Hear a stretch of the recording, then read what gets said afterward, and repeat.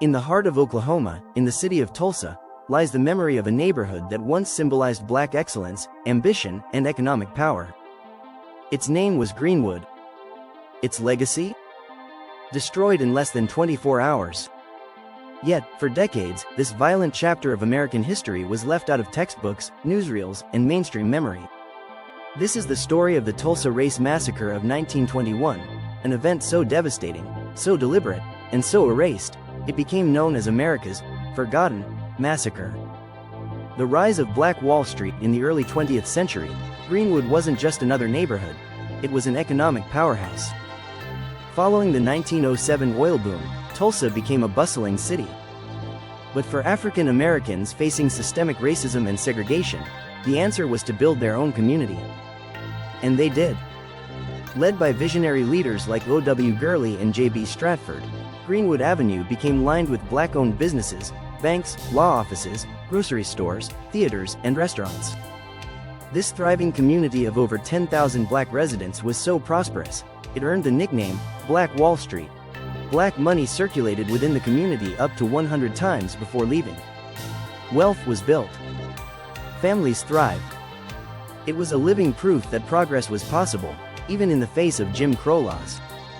But this success, this self-sufficiency, sparked resentment.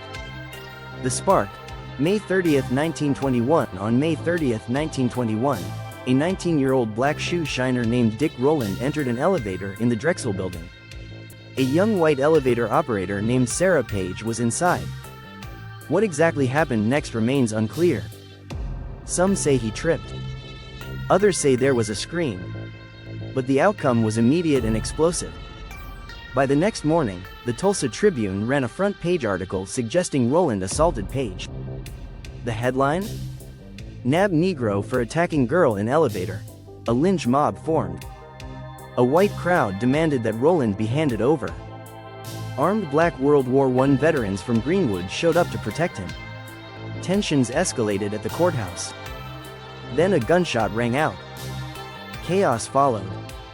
The riot had begun. A city set on fire from the night of May 31st into June 1st, white mobs, some deputized and armed by local authorities, descended on Greenwood. Homes and businesses were looted and set ablaze. Families were pulled from their beds. Black residents were shot in the streets. Airplanes, believed to be privately owned by white residents, dropped firebombs and incendiary devices on buildings below. It was one of the only instances in U.S. history where a community was bombed from the air, by its own citizens. By morning, more than 35 city blocks were reduced to ash. Over 1,200 homes destroyed. Churches, schools, libraries, all gone. An estimated 300 black Americans were killed. Thousands were left homeless. Yet no one was held accountable. Survivors and silenced those who survived were rounded up and detained in internment camps. To be released, black residents had to be vouched for by white employers. Families lost everything, not just possessions, but generational wealth, property deeds, and business capital. And then, silence. For decades, the massacre was buried. It wasn't taught in schools. There were no public memorials. Official police and state records vanished or were destroyed. Survivors were silenced by trauma and fear. Their children grew up in a world that never acknowledged what had been taken from them. Legacy of pain and resilience. The impact of the massacre was not only immediate, it was generational. Black families lost land, insurance claims were denied, and the once thriving community of Greenwood never fully recovered.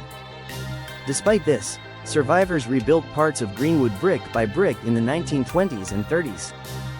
They opened new businesses, schools, and places of worship. But structural racism, redlining, and lack of government support meant that Black Wall Street never returned to its original stature. Still, the legacy of resistance and resilience lived on. Excavations and evidence.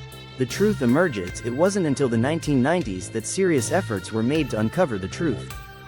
Eyewitness accounts were collected. Mass grave sites were searched. Survivors, many in their 80s and 90s, finally told their stories publicly.